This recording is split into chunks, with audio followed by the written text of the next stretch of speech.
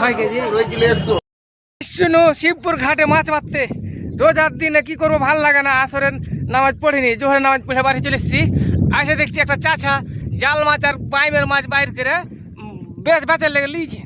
আমি বলছি দেখি মাছটি চাচা, মাছটি কিন্তু দেখে ভালো লাগছে। হ্যাঁ, তো এই যে দেখো একটা মাছ, বাইমের মাছ আছে। এই যে দেখো, এটা বাইমের মাছ।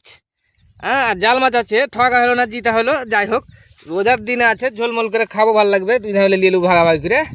হ্যাঁ, তো 220 টাকাতে লেলেছি। যাই হোক, এটা ফুলহর নদী, এখানে আছে মাছ মারতে। কুচিগালাতে ওই যে ওখানে দেখতে পাচ্ছ, ওই কুচিগালাতে মারলে মাছগুলা।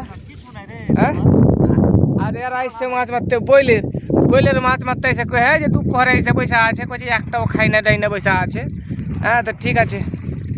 শেষমেশ তো হারও তো মাছ পাই না ভাই, কিন্তু একটা মাছ পাইলে ভাই, একটা বন্ধু একটা জাইলা মাছে। হ্যাঁ, তো চিতলের মাছ 6 কেজি 100 গ্রাম। এই দেখো মাছটা, 6 কেজি 100 গ্রাম হলো মাছটা।